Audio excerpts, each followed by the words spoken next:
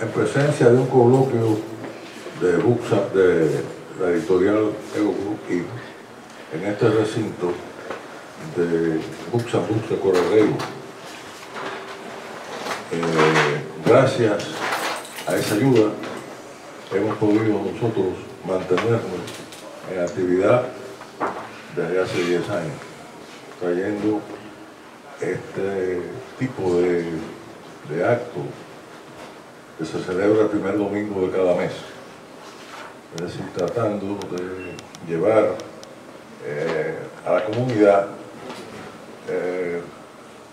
nuestra propia cultura y sobre todo para ser testigos de lo que estamos haciendo, lo que pasa en Miami en el aspecto cultural en este tiempo, mientras dura esta institución, ser como testigos de lo que hemos podido lograr, de lo que hemos podido alcanzar a través de la institución y ser reflejados por ella.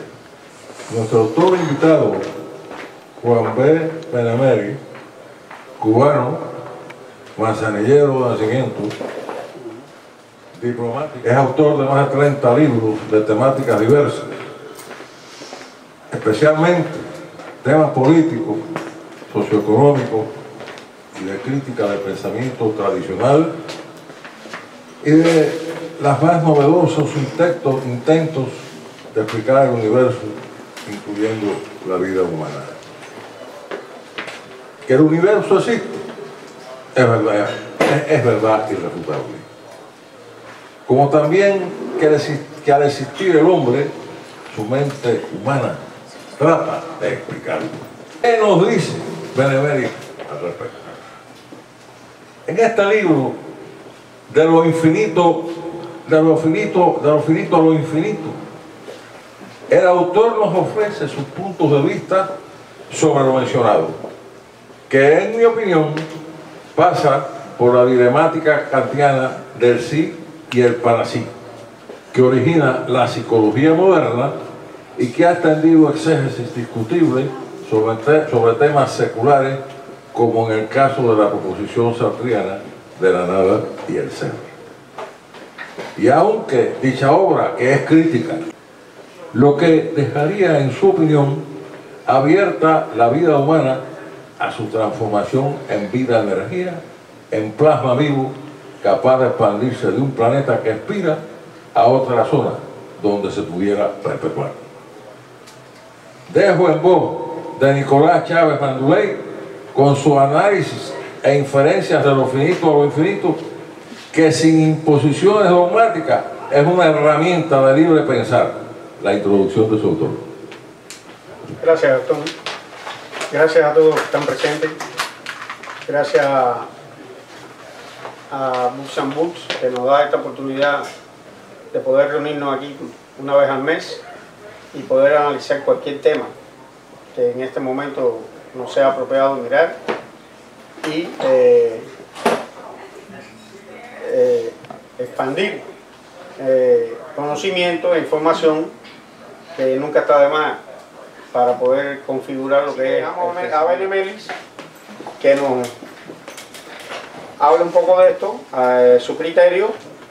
Quizás algunos de ustedes quieren hacer preguntas. Las preguntas no están de más. Cualquiera que tenga una pregunta que quiera hacerle al amigo Benemérez con relación a estos temas, él puede profundizar y dar un criterio.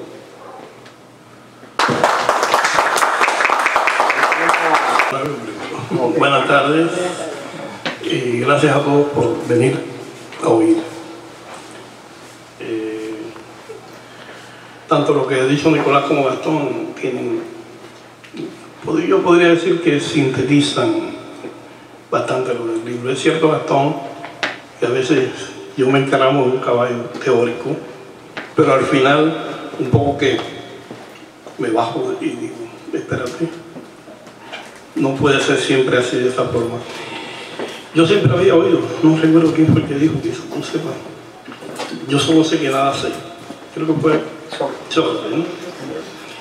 Y yo a veces veía entrevistas de científicos teóricos, ¿no?, que decían lo mismo. Yo creía que era una pose. Pero les voy a contar algo que me ha sucedido a mí en mi vida, ¿no? Yo empecé estudiando economía, después pasé a estudiar derecho en la universidad y después estudié historia. Y yo en mi juventud pensaba que, claro, yo abracé la filosofía como todos, ¿no? Que ahí estaba la gran respuesta a las grandes preguntas que nos hacíamos desde los griegos. ¿Qué sucede porque estoy aquí? ¿Qué somos? ¿A dónde vamos? Y yo tengo un hermano que falleció, muy práctico, un gran matemático y muy conocedor de la física. Y él me decía, por ahí no está la respuesta. Y yo lo miraba y decía, yo no voy a perder tiempo en esa prueba, porque lo es. Está organizado de forma tal de que hay una pirámide de sobrevivencia humana, ¿no? A partir de ciertos animales que dependen de otros, que en algún momento, precisamente por esa vinculación universal, que hemos atisbado y que no hemos podido todavía, a pesar de todas las religiones, a pesar de toda la ciencia, creo que el humano todavía tiene que aprender mucho. Y esto es una de las cosas que quiero llevar, que aspira a llevar este libro, ¿no? De tener confianza en el espíritu humano, o sea, en la capacidad del espíritu humano de sobrevivir, de crear y de ir adelante. Yo no soy un pesimista, este no es un libro pesimista, es un libro de futuro. Bien. Primero porque es lo que me tocó vivir y la forma en que yo he visto cómo he podido vivir. Bien. Cómo he podido lograr encontrar soluciones personales, ¿no? En la medida en que la vida le va presentando a cada cual sus dificultades. En términos de ciencia, en términos de filosofía, en términos de ciencias sociales, humanidades, yo puedo decir de que nunca hemos logrado un consenso, ¿no?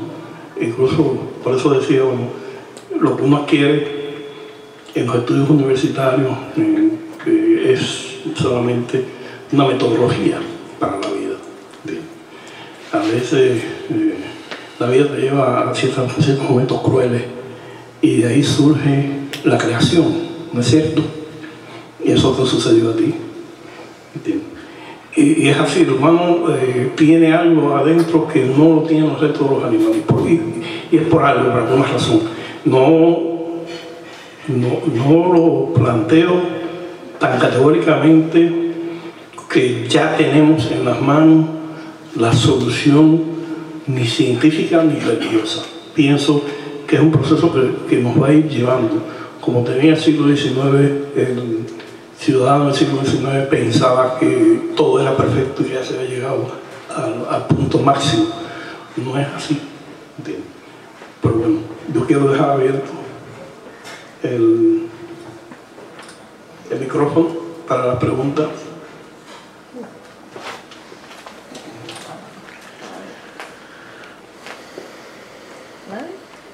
Aunque no he tocado específicamente un tema de ciencia, porque ya lo tocaron aquí anteriormente, no quería abundar sobre lo mismo, que lo que quise plantear fue las razones por las cuales alguien puede llegar a escribir un libro de este tipo.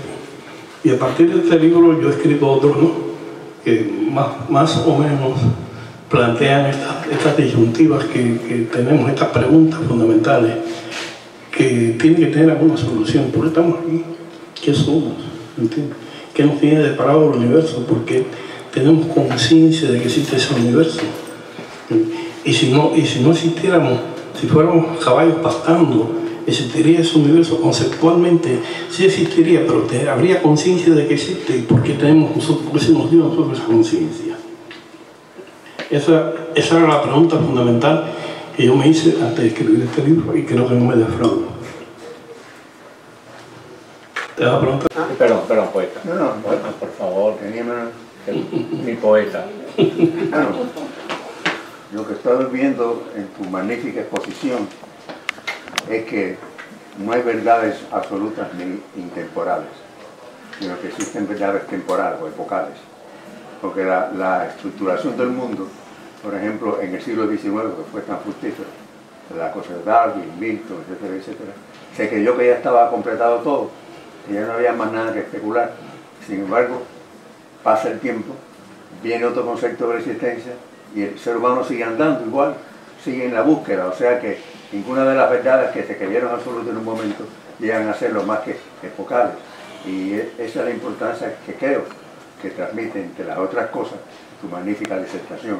¿Entiendes que es así la cosa? No, lo has dicho, no lo puedo decir mejor. Muy bien. Yo no lo puedo decir mejor. Es más, la civilización romana tiene como base el hecho de que el mundo era plano, y sin embargo se desarrolló la civilización romana. O sea, eso es lo que tú dices es cierto. Hay ciertas verdades que se toman como verdades absolutas en un periodo de tiempo y desarrollan la civilización hasta cierto punto. Y luego terminan de no ser verdades, ¿no? Por eso que las verdades que tenemos hoy como tales, ¿entiendes? Hay que tener el aquello de que, bueno, pueden no ser después. Es cierto, quería ahondar un poquitico más en lo de la energía, ¿no? Es cierto que a Einstein, cuando le preguntaron que si él creía en Dios, dijo sí, el de Baruch Spinoza. Spinoza planteaba el tema de que sí, el universo era un hecho caótico, pero que dentro de toda esa había una intención. Porque la intención del universo está concretada en nosotros, ¿entiendes? O sea, porque en definitiva nosotros como parte, por ejemplo, nuestra composición física está hecha por todas las materias que han estado en estrellas, ¿entiendes? Cada 5 o 6 años dejamos de ser físicamente quienes son, y tenemos otros minerales o otro tipo de composiciones físicas. Te hacen un examen dentro de 10 años, pasados 10 años, y no tienes la misma, o sea, los mismos minerales no son, cada cierto periodo de tiempo tú cambias, pero se mantiene una conciencia que dice que tú eres yo, ¿entiendes? O sea, esa ruta se nos ha dado. Lo único que yo veo ahí es que, bueno, si se le diera ese resultado a los caballos, la creación del Dios sería un caballo, ¿no? Como fisionómicamente, ¿no? Lógico. Y por eso nosotros lo llevamos a cierta fisonomía, ¿no? Que en definitiva es algo que podemos decir, bueno, nosotros no podemos explicar. No es que toda explicación, y toda no explicación uno se la dé a una entidad que por un problema no, es que existe y se ha comprobado el hecho de que incluso antes de los aceleradores de partículas se sobreentiende que lo que existe no es la partícula, lo que se ve en los aceleradores, es lo que deja la partícula, es como hacemos lo incorpóreo de la partícula. O sea, el átomo nunca se ha visto, ni del átomo para abajo no se ha visto. O sea, lo que hay en las comparaciones de partículas, en los aceleradores de partículas, las muestras que hay son los fantasmas de esas partículas. Lo interesante es que en esos aceleradores de partículas, cuando queremos ver un hadrón, sale un hadrón. Cuando queremos ver un neutrino, sale un neutrino. Cuando queremos ver la partícula epsilon, sale la partícula epsilon. ¿Y por qué no podemos ver una partícula que nosotros no querramos buscar? No sale. O sea, hay una conexión de lo que nosotros estamos influyendo en la realidad, influyendo en la creación, a esos niveles que es lo inicial de la naturaleza. Quiere decir que nosotros tenemos algo de ese hálito universal que hace que se pueda crear una corporeidad. Y si viendo en un acelerador de partículas un hadrón y viendo un árbol, ¿cuál es la pregunta? ¿Será ese árbol exterior a nosotros o lo estamos creando nosotros? ¿O está creado ahí porque nosotros estamos aquí? Hay algo también que deja atónito, que nos está sucediendo constantemente. Tú ves televisión. Tuviste anoche, dime que tuviste anoche en televisión. Yo. La programación deportiva, que es lo que veo. Ok, yo vi la programación deportiva. ¿Cómo es posible que tú puedas ver una realidad? Hay una programación deportiva, te dio un jonrón el cuarto bate de los Yankees. Respecto a eso sucedió allí. ¿Cómo es posible que tú lo veas y yo lo vea aparte? ¿Cómo es que lo que hablamos, que esa visión se desdobló en 200, en 2000 millones? Cuando lo que debe hacer es que esa acción del jonrón la ves tú solamente, porque es una sola cosa. ¿Por qué tenemos la capacidad, entiendes, de conectarnos de alguna forma? Porque lo que se está transmitiendo, estamos hablando de partículas, estamos hablando del mundo subatómico, ¿entiendes? Que se desdobla en tantas veces infinitas. Y nadie se ha puesto a pensar por qué una imagen de televisión puede verse en 17 millones de televisores. Si nada más que debe ser uno. ¿Entiendes? Entonces, hay cosas que nos dan a entender de que hay una conexión universal. ¿Entiendes? Había otra pregunta. El cerebro. Sí, la conexión nuestra. El cerebro que tiene el ser humano. La conexión nuestra, claro. ¿Entiendes? A través de ese... que está dividido en diferentes partes. Bueno, siguiendo una idea de pragmatismo, que es una realidad. Entonces, uno mira y dice, la materia, pero ¿cuál es el propósito en definitiva? ¿Cuál será el fin de encontrar la realidad? Es decir, estás buscando algo que en realidad no existe, tienes que encontrarlo, tiene que aparecer ante ti, y entonces después que aparece ante ti, ¿cuál es la realidad? ¿Qué es lo que tú, el que es un pragmático, el que cree que tú tienes que ver para creer? El dedo en la llaga para ver. Y tú dices, bueno, y contrasta la realidad. ¿Cómo tú encuentras esa realidad? ¿Qué consiste la realidad? Siempre tenemos No, estamos ante la famosa pregunta de Jesús Kant. La realidad es según como tú la veas. Claro, cada quien tiene su La realidad es individual. Pero eso no quiere decir que el Señor tenga la misma realidad que tengo yo. Exactamente. Encuentro el fin. Exactamente. En ese propósito, un poco abstracto, encontrar esa realidad.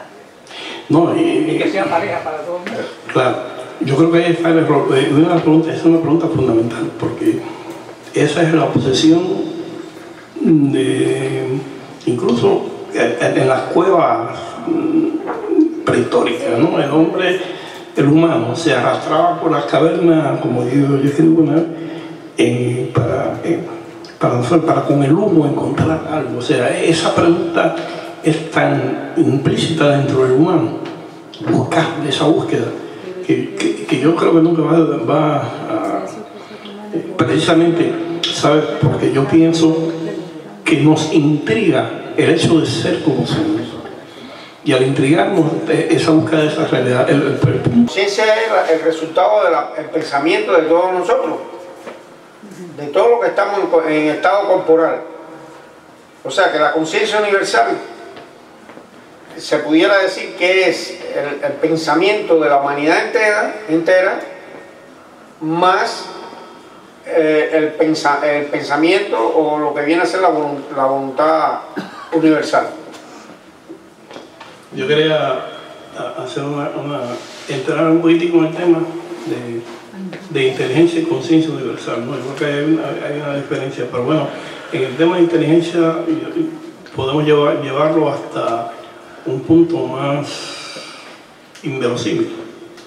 O sea, hay un experimento que se hizo en el siglo XIX y se volvió a hacer en el siglo XX, que es la doble ventana de Young, y es el hecho de que se ponen dos ventanas, o sea, dos lugares con dos ventanas cada uno lugar, y se disparan un protón, y se cierra la ventana y se dispara el protón por la parte abierta. Se cierra la parte abierta, se pone la otra ventana y el protón se así y se va por la parte abierta. O sea, la pregunta es, ¿piensa el protón? Entonces, ¿dónde está el protón? Bueno, está en este libro, está en esta mesa, está en una roca. Entonces la pregunta es, nada más que facultad humana la capacidad de inteligencia, no de la concepción universal. Ahí yo pienso que es prerrogativa hasta ahora de los humanos, ¿no? La capacidad de tener esa conciencia del universo, en fin. Y es ahí la diferencia que yo me refería. Pero llevando a este caso de inteligencia, bueno, es que los corpúsculos que están contenidos en el cuerpo humano tienen conocimiento, ¿entiendes? O sea, nosotros tenemos, y además se mueven en 11, 12, 15, 20, 30 dimensiones, ¿no? Dimensiones disímiles, lo que nos lleva a otras teorías, ¿no? Mundos paralelos, en fin, eso es otro tema. Tengo una última pregunta, si es posible. Cortica. Tengo una pregunta cortica. Y ya se cambia a otro aspecto. Nosotros hemos estado trabajando en cierta publicidad de tus cosas y hay un consenso en decir que tú eres historiador, que eres poeta, que eres... y entonces el otro día a mí me hicieron la pregunta, porque parece que eso es una pregunta que está en el ambiente, de que si tú eras filósofo. Y yo te pregunto, ¿tú te consideras filósofo? ¿Tú tienes un libro de filosofía? Sí, yo tengo 3 libros de filosofía. Y estoy escribiendo otro ahora que es más clásico, ¿no? Sobre los temas filosóficos desde los griegos, no, desde los antiguos egipcios, que no se consideran filósofos, pero no, hay filosofía, ¿no? Porque la filosofía, eso es otra cosa, no aparece de pronto, como no aparece de pronto la civilización ni la agricultura, ni eso es otro de los grandes misterios de la humanidad. La pregunta es ¿qué es lo que es? ¿Qué es un filósofo? Y de acuerdo con esa pregunta yo te puedo contestar, ¿no? O alguien que se cuestiona, ¿qué se cuestiona esa persona? ¿Entiendes? ¿Qué niveles de cuestionamiento de la civilización, del humano, de lo que somos, del hecho espiritual, en fin. Todo eso yo creo que eso nos intriga a todos nosotros, ¿no? O sea, el hecho de que alguien ya se dedique y publique es algo que está implícito no solamente en esa persona, está implícito en todos nosotros. Nos cuestionamos, alguien preguntaba aquí algo en ese sentido. Sí, desde que empezamos a cuestionar lo que es la vida y qué es lo que es la muerte, porque es un gran cuestionamiento que nos hacemos siempre. O sea, yo me recuerdo cuando yo tenía como 14, 15 años y empecé a pensar sobre la muerte, ¿no? Es decir, ¿cómo es posible que vamos a morir? ¿Entiendes? Y ahí de todas esas grandes preguntas vienen tus consideraciones y cómo tú encauzas todo eso. Si lo puedes encauzar en una obra. ¿Entiendes? Una anécdota, Amelio. Porque es que yo estoy convencido que la gente como tú lo que es filósofo, ¿entiendes? Porque es capaz de abarcar todo el conocimiento. Hay una anécdota muy buena que en una oportunidad invitaron al filósofo Ortega y Gasset a un cortijo donde entrenan los toreros. Entonces después que él dio el entrenamiento de los toreros, el terrateniente que lo invitó lo llevó a la tasca más cercana. Entonces cuando, mira, aquí le presento al señor Ortega y Gasset, le dijo al barman, ah, muy bien, ¿y usted qué hace? Entonces Ortega y Gasset le dijo, soy filósofo. Entonces el barman se quedó en blanco. Y se queda viendo al terrateniente y el terrateniente le dice, mira, filósofo es un hombre que vive para pensar. Y el barman dice, joder, hay gente para todo.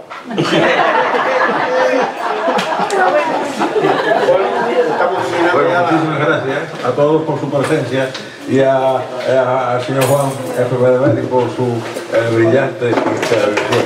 Tiene abierto este lugar las veces que usted quiera participar. Muchas gracias, Nicolás, por tu...